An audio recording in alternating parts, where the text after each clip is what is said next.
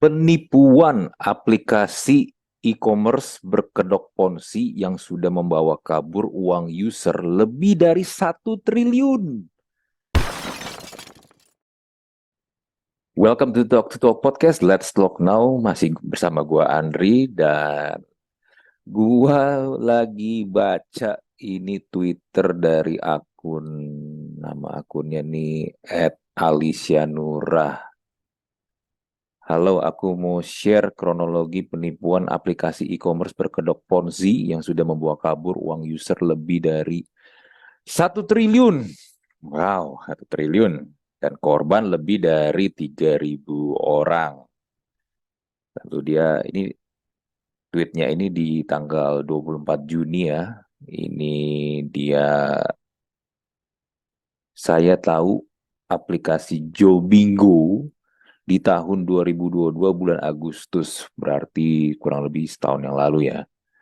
Aplikasi ini menawarkan pembelian secara grup dengan harga sangat jauh. Oke, berarti ini ada aplikasi menawarkan pembelian secara grup dengan harga yang lebih murah ya, sangat jauh mungkin lebih murah nih maksudnya ini. Sistem referral di mana yang undang atau menang, barang dikirim dan yang kalah uang akan balik. Oke, jadi berarti ini sistemnya referral. Jadi kalau yang dapat barangnya, yang menang nih barangnya nanti dikirim nih.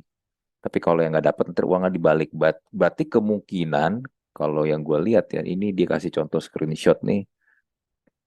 Susu ultra coklat ukuran 200 ml 24 pieces.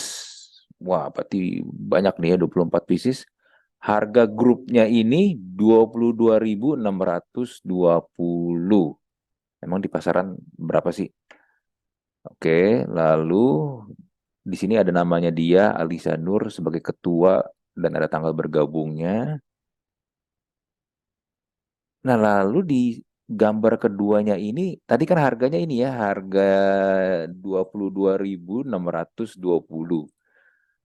Nah, ini harganya jadi 10.000 doang yang tadi itu, 40 pieces tadi itu. Jadi 10.000, turunnya jauh banget ya. Emang jadi lebih murah banget sih. Oke, berarti sistemnya gitu tuh. Mereka menawarkan barang tapi sistemnya referral, jadi yang undang sama yang menang itu tuh yang barangnya dapat tuh dengan harga yang murah banget tadi ya. Dan yang kalah kalau misalnya nggak dapat barangnya, uangnya dibalikin, uangnya di refund. Oke, kurang lebih kayak begitu. Lalu di tahun 2023 Jombing, Jo, Jombingo, susah banget sih namanya, Jombingo membuat inovasi baru dengan sistem yang sama, yaitu pembelian barang secara grup juga. Jadi pembelian barang tetap masih secara grup, tapi yang membedakan adalah user yang menang bisa memilih barang tersebut dikirim atau tidak dikirim. Oh, oke. Kalau tadi kan beli barangnya tuh di awal-awal, barangnya kita bayar dengan harga yang murah sekali tadi itu jauh di harga pasaran, tapi barangnya dikirim. Nah, kalau yang ini barangnya nggak perlu dikirim, tapi bisa mendapatkan fee nih. Oke. Untuk user yang kalah, yang kita tadi kan sistemnya kan kalau nggak dapat barangnya, uangnya tetap dibalikin plus ada uang partisipan.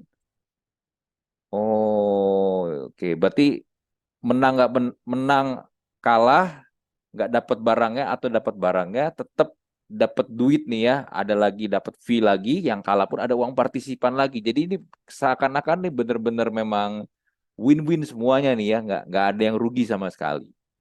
Lalu dilanjutin sama dia nih. Menarik sekali bukan? User bisa membeli barang berbeda dengan kuota 10 kali dalam 1 hari. Oh, dikuotain ya dalam 1 hari itu kuotanya 10 kali doang bisa beli barangnya. Lalu dia bilang untuk meyakinkan user, Jombingo mengklaim perusahaannya aman, legal, dibuktikan dengan adanya dokumen-dokumen pendukung, mempunyai kantor pusat, promo marketing, dan campaign event yang menarik. Lalu dia masukin tuh gambar ada ini dokumen-dokumen pendukung, NPWP perusahaan, terus ada Certificate of Compliance. Oh, izin usaha segala macam ditampilin semua tuh, difoto-fotoin semua. Ada sertifikat of achievement segala macam. Gue kadang-kadang bingung kalau orang nih jualannya kenapa ditampilin sertifikat-sertifikat dan izin kayak gitu ya. Lalu ada lagi dokumen-dokumen perizinan kantor pusat, lalu ada rencana pembuatan kantor cabang, diberitakan di media-media massa. Wow, kayak kegiatan-kegiatan marketing di sosial media yang membuat user yakin itu memang aman. Oke, ini dibilangnya yakin memang aman ya, karena banyak faktor-faktor pendukungnya juga. Di sini dia juga lampirin nih, ada diliput juga di media. Lalu ada ya macam-macam lah semua di ini ya. Kalau mau lihat nih bisa di sebelum dihapus ada di @alicia_nura di Twitter. Lalu juga beberapa berita media massa yang membuat publik yakin kalau perusahaan itu aman. Oh, sampai diliput CNN, masuk berita di CNN, Detik Finance. Oke, ya ya ya ya ya ya. Jadi kesannya nih ya, image ini memang meyakinkan banget nih, berani sampai media buying ke media-media mainstream soalnya nih. Lalu juga ada beberapa artikel dan kegiatan Jomingo dengan pemerintah yang membuat user yakin perusahaan aman. Oke. Lalu di sosial media juga kegiatannya aktif, ada pelatihan, ada event global, seminar, kegiatan sosial. Lalu Idul Fitri mereka buat campaign menarik dan terjadi masalah. Oke, ini terjadi masalah nih. Beberapa user tidak bisa withdraw atau WD dengan alasan tertentu selama 3 sampai 4 hari. Oke, oke, oke. Ini kalau Ponzi ini memang nih tinggal tunggu waktu aja sih ya. Biasanya kalau udah susah withdraw, susah WD itu dari tanda-tanda tuh.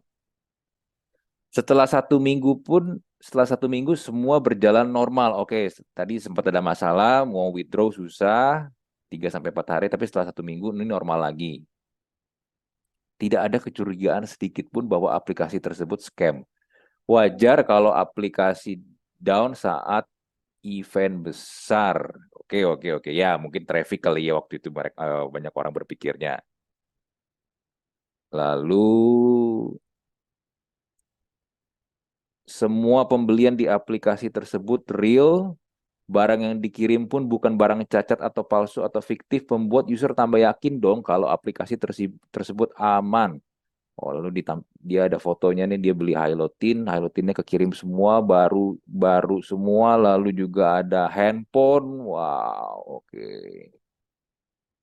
Luar biasa. Nah, lalu tepat di bulan Juni 2023, akun Roy Sakti, wah ini Koko Roy ini temen gua, membeberkan fakta identitas Presiden Jombingo yang mempunyai track record buruk dan aplikasi Jombingo adalah aplikasi Ponzi. Biasa sih kalau Koko Roy udah bilang nih ya, sudah investigasi, sudah berkoar-koar nih, ini biasanya sih nggak pakai lama nih kenyataan sih kalau itu bisnis quote unquote yang tidak jelas itu scam. Banyak yang percaya, banyak juga yang membantahnya. Ya, seperti biasa Kokoroy pasti banyak diserang sama buzzer-buzzer sama haters. Lagi dan lagi pihak Jombingo membuat user yakin. Setelah disinggung Kokoroy, di Roy Sakti, Jombingo memperbaiki citranya. Oke, sampai ke insider segala. Mereka bikin ada konten. Ya, ya, ya. Terus tidak lama kemudian, tanggal 14 Juni 2023, Jombingo mengumumkan Presiden Jombingo, Martin, namanya bunglon banyak banget. Pengunduran dirinya sebagai Presiden Jombingo. Oke. Nah, kalau yang gue denger nih, katanya Martin ini yang Presiden Jombingo ini nih namanya tuh macem-macem. Kalau lagi di company-nya namanya apa, namanya bisa beda lagi. Jadi ini orang nih punya nama banyak, tapi orangnya itu lagi itu lagi. Ini bule ya. Martin ini bukan orang Indonesia, dia nih bule. Lalu, maaf guys, revisi itu tanggal 17 Juni. Oke, kita jadi salah ketik tanggal. Dari rentan waktu huru hara, sampai penurunan Presiden Jombingo. Jombingo menawarkan penawaran sangat menarik untuk menumbuhkan rasa percaya dan withdraw berjalan dengan baik bahkan lebih cepat dari biasanya. Oke, lalu ada tepat tanggal 18 Juni 2023, Jombingo menawarkan event 618 agar user tidak menarik uang di aplikasi dengan menawarkan bonus lebih besar. Oke, oke, oke. Berarti ini berusaha supaya ditahan supaya user nih nggak pada tarik duit nih. Duitnya kayaknya udah tinggal dikit. Kalian tahu apa artinya 618? Bulan 6 tanggal 18 Jombingo scam. Oh my God. User menarik uang tapi uang tersebut malah di reject atau ke cancel tanggal 18 status revisi tubuh lalu tanggal di jam 19 di jam 19 pukul 20.25 status menjadi reject. Oh, berarti dia Jombingo ini nih exit semua nih para petinggi-petingginya nih. Pada tanggal 17 Juni begini jawaban pihak Jombingo saat terjadi huru-hara di grup untuk menyakitkan user. Grup di lock. Oke, grupnya di lock. Orang yang meminta hak dianggap provokasi, uang itu hak kita. Kok susah diambil? Hmm. Iya, iya, iya, iya. Grupnya di lock jadi nggak bisa ada join masuk grupnya. Lalu di saat huru-hara kepanikan tanggal 19 Juni 2023, lagi-lagi jebakan Batman yang mereka suguhkan agar user tidak menarik uangnya dan mengcancel uang yang sedang pending agar kembali bermain. Joe Bingo membutuhkan suntikan dana user dengan iming-iming bonus 5%. Oh, disuruh transfer lagi, luar biasa. Disuruh transfer lagi, tapi orang kalau mau withdraw gak bisa. Di saat user menunggu hak mereka, Joe Bingo malah memberikan tawaran-tawaran yang menggiurkan sebagai jebakan. Grup masih tetap dikunci, terjadi banyak perdebatan yang dianggap provokasi. Oke, di-kick dari grup untuk menyakitkan mengirim screenshot bukti kalau sudah ada yang cair. Entah punya privilege apa sehingga bisa cair. Lagi-lagi janji, oke, ada jadi dikasih lihat ada yang bisa cair ya. Tapi kan kalau yang bisa cair atau enggak itu kan kalau cuma screenshot siapapun bisa bikin, bisa diedit gitu loh. Malah diiming-imingi bonus, bonus untuk yang top up, disuruh top up lagi luar biasa. Lalu ini jawaban dari mereka. Lagi-lagi event yang lebih besar tidak ada pertanggungjawaban sama sekali. Anggota diberitahu bahwa anggota yang ditolak. Oke. Ya, ya, ada event lagi, promosi lagi.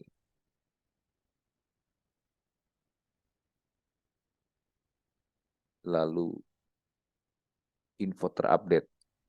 Hmm. Info terupdate. Tadi kan di awal gue bilang korbannya sekitar 3.000 orang ya. Ini korbannya. Kalau yang menurut Alicia Nura ini nih, korbannya 1,1 juta orang, kerugian 1 triliun. Disclaimer, jumlah korban dan jumlah kerugian itu data sementara karena banyak yang tidak masuk grup. Lalu Kamis tanggal 22 Juni 2023, ini baru banget ya ini, gue recording tanggal 25, berarti masih baru banget nih. Beberapa orang mendatangi kantor dan hasilnya adalah ya pembelaan secara online. Kantornya kosong, sudah kosong. Bilangnya datang ke kantor bakal diselesaikan sampai beres. Tapi bilang di staf kantor nggak ada hubungan dengan pencairan. Disuruh isi Google Form sampai 5 kali untuk yang kelola.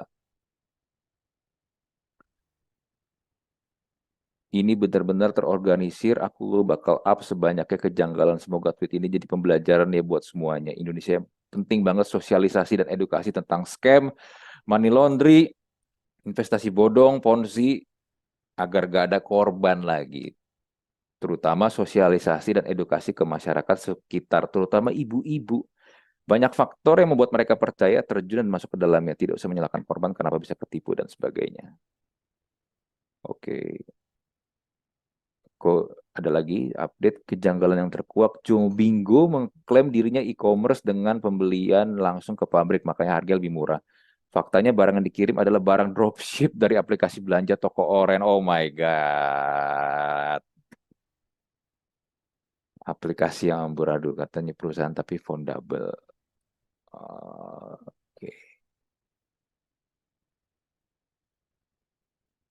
Terakhir nih foto orang-orangnya. Oh, ada gambar orang-orangnya nih ya. Iya, iya, iya, iya.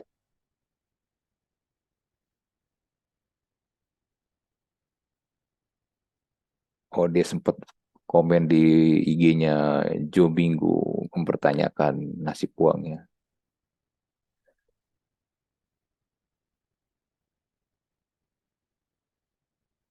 Emang kalau sewa ruang kantor di kawasan perkantoran nggak perlu legalitas yang benar.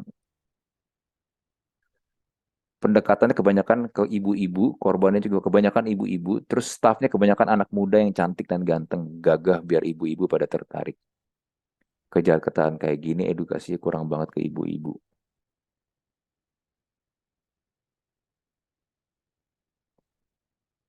Oke, oke. Kejadian kayak gini sih sebenarnya bukan ini ya, bukan yang pertama.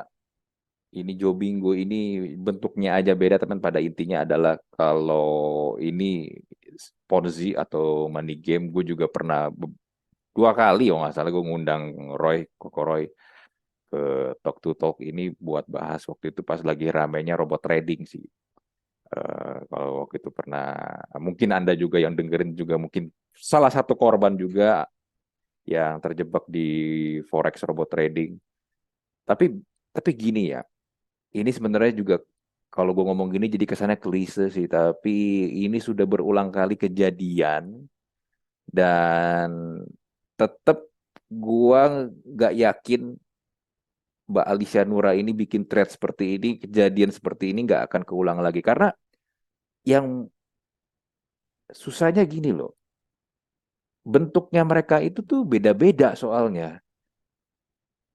Sistemnya sebenarnya sama aja gini. Jadi kalau misalnya ada orang nih ya, ini buat gua nih dan mungkin juga bisa Anda pakai juga ya. Kalau gua buat gua pasti akan pasang red flag segede-gedenya ketika ada orang ngajakin gua buat join bisnisnya.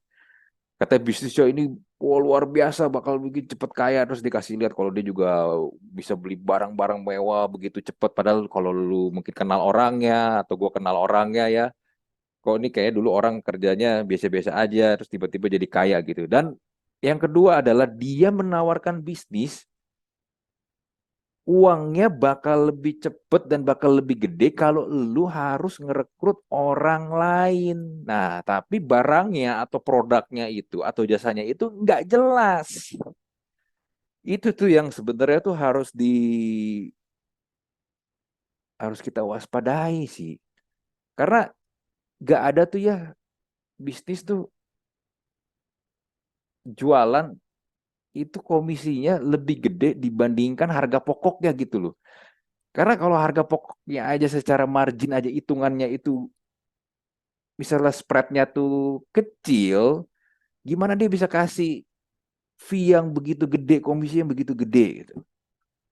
Ya nggak jauh-jauh ya dari orang-orang yang diajak masuk gitu kan. Makanya tadi kan dipaksa diajak top up, oh dibikin sedemikian rupa, pokoknya seakan-akan ini duitnya gampang gitu. Ya ini sering dibilang istilahnya tuh peak butchering scam. Jadi kita tuh di awal-awal dikasih enak, dikasih gampang, uangnya gampang banget, uang cepet, isi money. Tapi akhirnya pelan-pelan karena kita dikasih enak, pelan-pelan tuh kita tuh sebenarnya tuh udah tinggal tunggu dipotong aja sama siapa, sama founder-foundernya. Nah, kalau money game ini biasanya nih yang paling diuntungkan ya of course ya founder-founder ya, karena foundernya yang menentukan kapan gua harus stop dan tutup ini semua dan ya udah kabur gitu. Dan ini selalu terulang-ulang terus masalahnya. Dan yang tadi benar juga, banyak sekali mungkin yang kena tuh ibu-ibu ya. Kadang-kadang kan kita ngelihat yang kena nggak cuman orang-orang yang sorry ya, bukan yang nggak hanya kalangan menengah ke bawah yang mungkin secara edukasi atau intelligence kurang ya, tapi banyak juga kok orang-orang yang notabene sebenarnya secara pendidikan, secara penghasilan tuh ya memang tinggi, yang kayak kasus robot trading aja tuh banyak orang-orang yang gue kenal ya, teman-teman gue itu dia secara pendidikan intelijen tinggi. Tapi ya kebanyakan akhirnya masuk bukan karena faktor itu sih, tapi faktor karena ada yang ngajakin, orangnya kenal dan meyakinkan, ya udah deh, gue ikut lu. Itu faktor X tuh yang susah soalnya. Mungkin si orang ini juga nih, nah ini juga ada lain juga, ada ini juga nih, motif lain juga. Mungkin orang ini yang ngajakin lu dulu tuh korban di money game sebelumnya. Mungkin dia tahu sistemnya, dia juga lihat ini sebenarnya porsi, dia pengen balas dendam. Pengen balas dendam ke yang dulu, gue pengen manfaatin yang sekarang nih. Orang-orang kayak gini emang agak bangsat sih kalau menurut gue. Ya cuman kalau kayak begini terus gak ada habisnya. Mau edukasi sebanyak apapun, masalahnya adalah orang kita, orang Indonesia itu masih mempercayai kalau uang cepat itu ada dan bisa dilakukan. Dan akhirnya begitu gampang lah terjebak kayak begini-beginian. Belum lagi ditambah pada males, nggak suka berproses, pengennya instan, instant gratification. Kalau bikin sesuatu, maunya langsung hasilnya dapetnya cepet. Nah, itu problemnya tuh. Nah, apakah Joe Bingo ini bisa buat para korban bisa mendapatkan uangnya kembali? Kalau dari pengalaman gua lihat itu susah banget untuk uangnya balik karena proses peradilannya susah sekali, takes time, belum lagi ngumpulin orangnya yang banyak, siapa-siapa aja gitu yang mau ini nih, yang mau menuntut keadilan, belum lagi ya lu nyewa pengacara juga butuh bayar kan, di pengadilan pun juga lu harus keluar duit lagi. Masalahnya adalah uang lu yang hilang itu worth it gak dengan perjuangan lu itu masalahnya.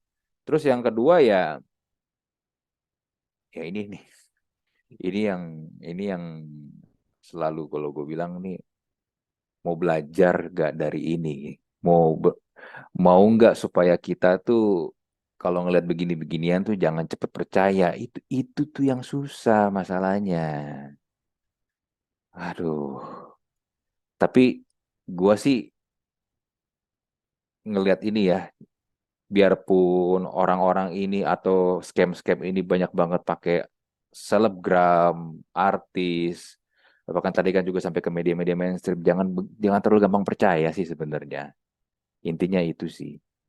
Karena ya terlepas ini ya, uangnya itu, gue nggak ngomongin uang haram atau enggak, tapi ya uang itu, gue percaya uang itu akan datang ke kita ketika kita bisa meningkatkan value diri kita. Bukan hanya karena ada sebuah tools atau sebuah produk yang bisa bikin kita cepat kaya, tapi value dari kita itu yang sebenarnya tuh yang harus ditingkatin. Karena dengan semakin tingginya value kita, semakin orang kenal karya kita, siapa diri kita, pekerjaan kita, impact apa yang udah kita berikan ke masyarakat, itu tuh ya percaya nggak percaya, uang tuh bakal datang dengan sendirinya. Ya, tapi kan nggak gampang ya untuk berproses kayak begitu. Nah, makanya ini nih masih akan terus, feeling gue nih ini masih akan terus ada sih. Dan buat para korban, ya gue sih hanya bisa bilang bersabar-sabar aja. Kalau memang nggak mau menuntut, ya udah ikhlaskan, anggap ini pelajaran, jangan terjebak lagi. Tapi kalau misalnya pengen memperjuangkan, ya bakal susah sekali dan ada jaminan duitnya juga nggak balik. Dan kalian juga bakal akhirnya berseterunya nggak hanya dengan pelaku, tapi juga sesama korban. Karena tipikal juga nih ya, gue sering lihat juga, banyak dari kita itu pengen tuh terima beres. Oh ada masalah, gue kena tipu, gue pengen nih gue uang gue tuh balik dengan cepet tanpa gue perlu ikut berproses. Jadi itu pengennya orang-orang lain aja yang ngerjain. Tapi masalah kan nggak bisa kan. Ketika uang lu yang hilang ini kan nggak hanya cuman hanya sekedar perwakilan kelompok doang, tapi juga lu secara individu. Nah, lu taruh nama nggak? Lu ikut nggak untuk, oh gue kayak gue mau berkontribusi untuk memperjuangkannya. gitu. Jadinya ya gue sih nggak bisa bilang banyak ya karena ini udah kejadian kesekian kalinya. Tapi ini melihat jumlah uang yang besar, lagi-lagi ini uang yang besar, ya gue harap sih jangan sampai yang nggak kena nih juga jangan ikut-ikutan lah ya. Apapun bentuknya lah ya, apapun bentuknya. Kayak tadi gue bilang di awal, red flagnya adalah kalau ada orang nawarin bisnis, tapi bisnisnya itu udah harus rekrut orang dan pendapatan lu lebih gede ketika lu ngerekrut orang dibandingkan lu jual produknya, itu lu harus memberikan red flag sebesar-besarnya. Nggak usah pedulikan tuh siapapun yang ngomong, siapapun yang ngajak, tapi lu harus hati-hati terhadap itu. Karena biasanya ini terjadi karena ajakan orang-orang dekat. Itu. Oke, sekian dari gua. Kita jumpa lagi di Talk to Talk episode berikutnya. Bye.